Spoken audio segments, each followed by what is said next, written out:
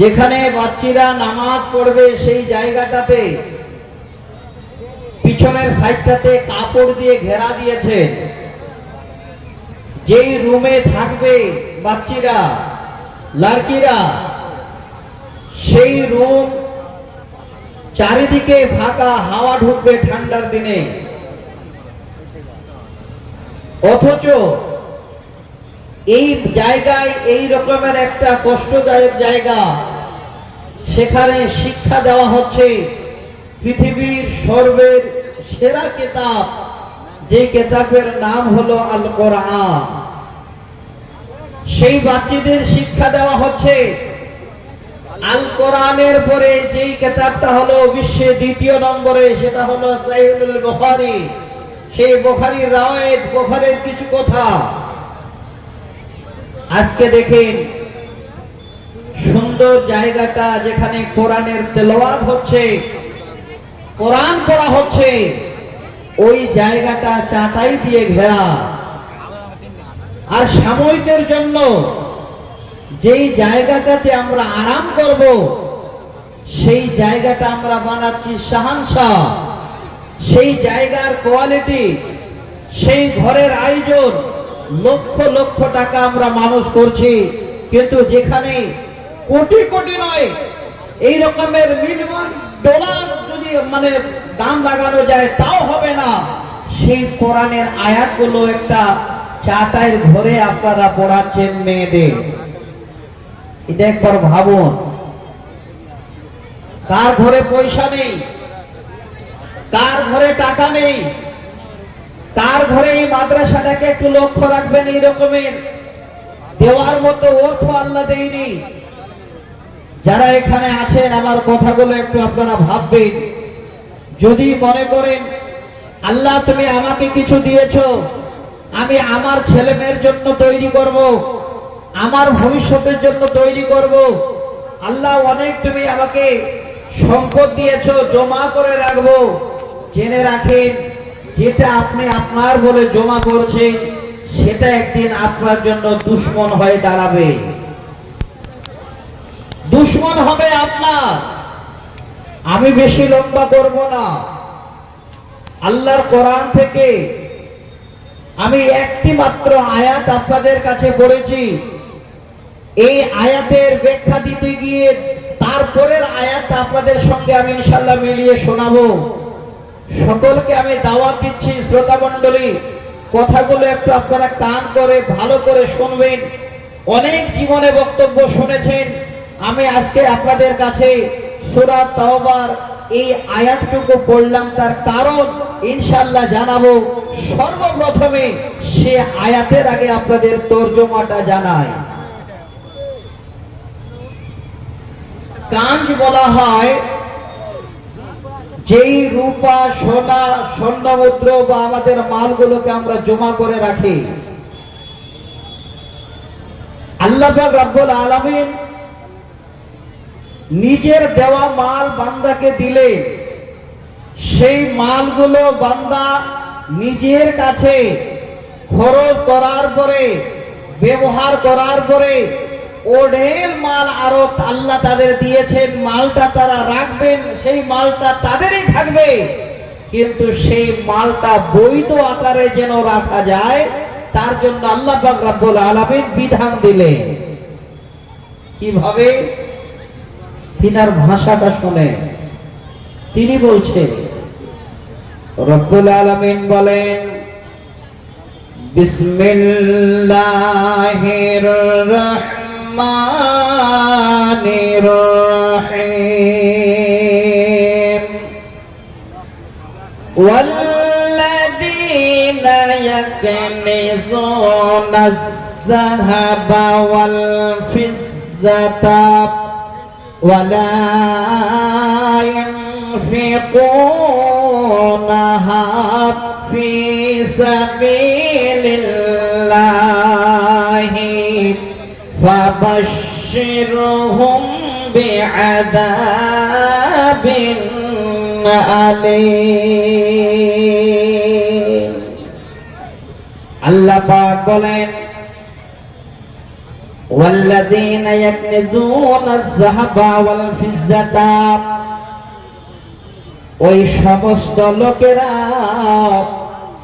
ওই সমস্ত আমার বান্দা বান্দীরা যারা তাদের স্বর্ণ এবং যারা তাদের রূপগুলো আমার রাস্তায় যারা কি করে না, খরচ করে না, জমা করে রাখে, ওয়ালা ইউনফিকুনাহা ফি সাবিলিল্লাহ, আমার রাস্তায় যারা ওই জমাকৃত স্বর্ণ মুদ্রাগুলো, তাদের মালগুলো আমার রাস্তায় যারা খরচ করে না, আল্লাহ বলেন বান্দারে আমি আল্লাহ তোমাদের সুসংবাদ শোনাচ্ছি, ভালো করে শুনে নাও।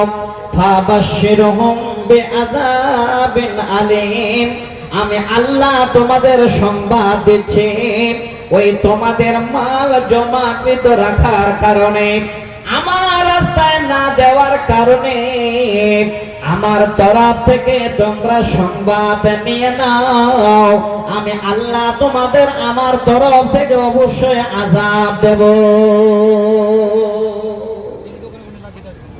দেখে ফাবাশশিরহুম, এই শব্দটা খুব খুশির সংবাদ, আনন্দের সংবাদ, কিন্তু এখানে কিসের খুশির সংবাদ দিচ্ছে? আযাবুন আলীম, আল্লাহর দর্দনাক আযাব, কঠিন আযাবের সংবাদ দিচ্ছে। কি কারণে?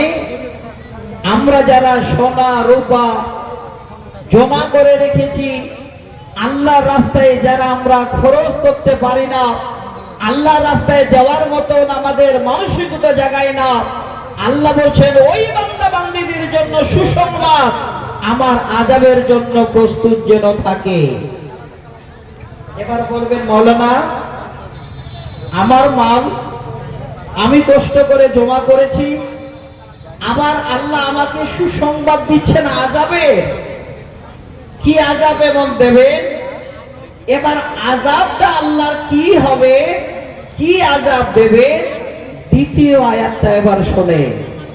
ওই আযাব আপনাদের জালসার দিনে দেবেন না, আপনাদের শুক্রবারে জুমার দিনে দেবেন না, আপনি বাড়িতে শুয়ে আছেন সেই দিন দিবেন না। কোন দিন দিবেন? শোনেন আল্লাহ কি সুন্দর ভাবে বুঝাচ্ছে। আল্লাহ বলেন ইয়াওমা ইয়াহমা আলাইহা ফি নারে জাহান্নামা ফাতুকওয়া বিহা জিবাউহুম ওয়া জুনুবুহুম ওয়া জুহুরুহুম হাদা মা কানাসতুম লিআনফুসিকুম ফাযুকু মা কুনতুম তাকনিজুন। বেশি কথা বলবো না, শুধু আয়াতের তর্জমাটা আপনাদের শোনাচ্ছি, নিজের মনে বিবেকে একবার বুঝা বসিয়ে নেবেন। আল্লাহ বলেন বান্দারে ইয়াওমা ইউহমা আলাইহা ফি নারি জাহান্নামা, ওই দিনে যেই দিন 12 ঘন্টার ঘড়ি কাটা ঘরে দিন হবে না, যে দিনটা হবে 50,000 বছরের দিন, ওই দিনে আল্লাহ পাক বলেন ফাতুকওয়া বিহি বিহা জুনুবুহুম ওয়া জুহুরুহুম, আল্লাহ পাক বলছেন সেদিন তোমাদের ওই মালগুলোকে আল্লাহ পাক জাহান্নামের আগুনে এমন করে তাপাবে, এমন করে আল্লাহ গরম করবে, অথচ সেই মালটা হলো আপনার, সেই কাজটা হলো আপনার, সেই সম্পদ হলো আপনার, আপনি জমা করে রেখেছিলেন, কিন্তু সেই মালটা আপনার জন্য সেদিন কত বড় বিরোধিতা করবে। আল্লাহ বলেন ওই দিনে সেই মালটাকে সুন্দর করে তাপানো হবে, জাহান্নামের আগুনে গরম করানো হবে। সেই মালগুলো এবার আপনার কাছে নিয়ে আসা হবে। জনবহুম ওয়া জোহরহুম, আপনার কাছে এসে এবার আপনার পেশানিতে, আপনার পিঠে, আপনার সুন্দর করে বাজরে দাগ দেওয়ানো হবে।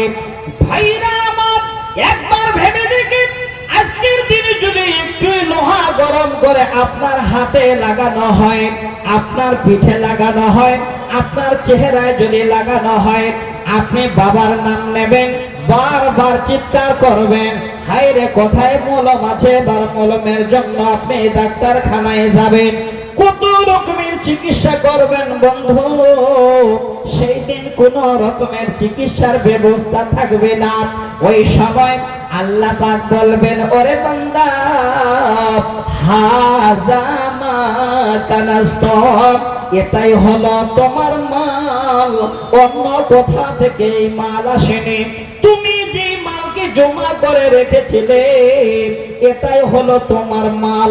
আর দেরি নয়, লে আনফুসিকুম, আজকে তোমার জন্য এই মাল যেন তোমার আযাব হয়ে দাঁড়িয়েছে। ফাযুকু মা কুনতুম তাকনিজুন, আল্লাহ বলবে, বান্দা আর বেশি চিৎকার করিস না, চিৎকার করে কোনো লাভ হবে না। এবার চাখো তোমরা মজা, তোমাদের মালের আনন্দ ভোগ করো। এটাই হলো তোমাদের মাল, এটাই হলো তোমাদের জমাকৃত সোনা দানা, এটাই হলো তোমাদের অর্ধ সম্পদ।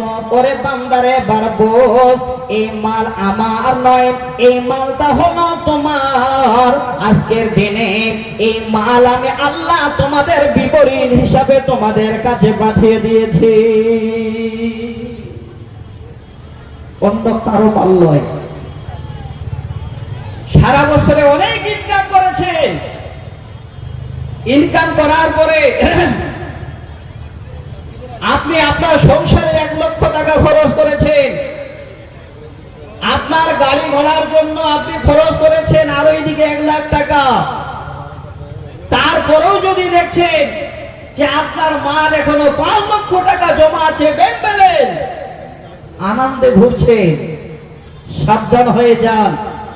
মালটা ব্যাংক ব্যালেন্স আপনার আছে বটে, মালটা পবিত্র করে রাখেন, মালের যাকাত বের করেন সঠিক পন্থায়, তাহলে আপনার মাল আপনাকে সেদিন তাপিয়ে দাগ দেওয়া হবে না, আপনার পেশানিতে সেদিন চাপ দেওয়া হবে না, সেই মাল সেদিন আপনার কাজে লাগবে।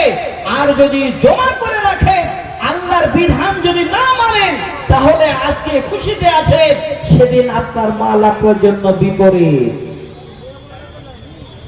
দেখেন, জুমার খুতবায় আপনারা শোনেন, সময় খুব শর্ট, এতগুলো মোকারির আপনারা ডেকেছেন, আমার মনে হয় 1 ঘন্টা করে সময় দিলে এমনিতে রাত পার হয়ে যাবে। জুমার খুতবায় আপনারা বেশিরভাগ আলেম ওলামাদের মুখে শোনেন, হে শেরশাবাদী কওম, হে আমার কওম মিল্লাত, নামাজ পড়ো, নামাজ পড়ো, নামাজ পড়ো, নামাজ পড়ো। কিন্তু যাকাত যে আমাদের জন্য ফরজ, এটা খুব কম আলোচনা হয়।